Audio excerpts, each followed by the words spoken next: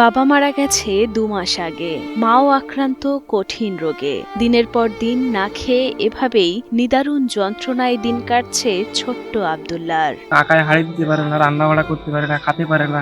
Child ডাইল কোনো প্রিয়জনের ব্যবস্থা করবে সেরকম কোনো লাইন নেই। আমার নাম আব্দুল্লাহ, আমি ৩য় শ্রেণীতে পড়ি। পড়ালেখা শিখে ভালো একটা চাকরি করতে চাই। ঝিনাইদহের কালীগঞ্জ উপজেলার রাড়ীপাড়া গ্রামে ছোট্ট ভাঙা ঘরে মা সহ থাকে আব্দুল্লাহ। বসবাসের ঘরটির চারপাশের দেয়াল ক্ষয়ে গেছে, মরিচায় ছিদ্র হয়ে গেছে চালের টিন, জানালা বলে কিছুই নেই।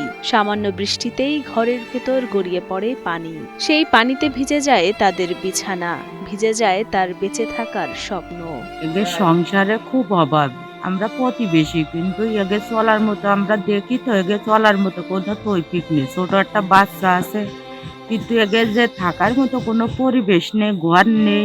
বৃষ্টি হলে কোনো রকম থাকার মতো কোনো পরিবেশ নেই। একসময় সংসারটা চালাতেন আব্দুল্লাহর বাবা বাবর আলী তরফদার। দিনমজুর মানুষ, পরিশ্রম করে সামান্য যা পেতেন তা দিয়েই চলত সংসার। খুব কষ্ট করে 2 মেয়েকে দিয়েছিলেন বিয়ে। তারপরই হঠাৎই অসুস্থ হয়ে পড়েন তিনি। গ্যাস্ট্রিকের ব্যথা থেকে শুরু হয়ে রক্ত বমি, তারপর ধরা পড়ে লিভারে ক্যান্সার। ধার দেনা করে ও চাঁদা তুলে চিকিৎসা করালেও শেষ রক্ষা হয়নি বাবর আলীর। প্রায় 2 মাস আগে মারা যান তিনি।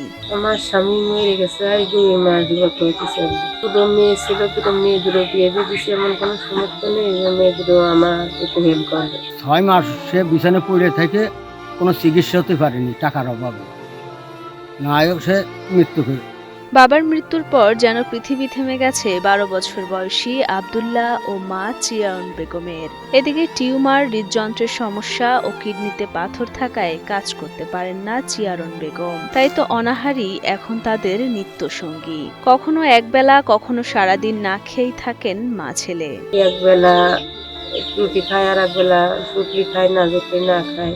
আমি কর্ম করতে পারি না, আমার দুনিয়ার রোগ। আমার 5 কেজি টিউমার হলে গেছে। তারপরে যে আপনার কিডনির সমস্যা, হার্টের সমস্যা। তার এখন বউ ছেলে ফেলে ও দেশে তাই আপাতত খাচ্ছে, কিন্তু সামনের দিকে যে চলবে আর এই ঘরটা গুছাই নিয়ে থাকবে তার তেমন কোনো ব্যবস্থা তার নেই। আমরা যে দেবো, আমরাও তো জন্মেছে, তাও তো বাদ পাচ্ছি না।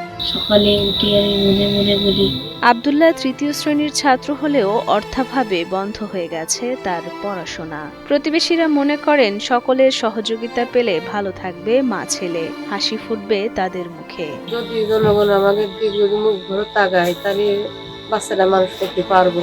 দেশ বিদেশে যে যেখানে আছেন, দেশ প্রবাসে একটু সাহায্য সহযোগিতা করবেন যাতে সে লেখাপড়া করতে পারে, কিংবা ওই আমার চাষিরা যাতে একটু চিকিৎসা হতে পারে। তারা যাতে ভালোভাবে বাঁচতে পারে, সবাই যাতে সহযোগিতা করে, এটুকানি সবার কাছে অনুরোধ।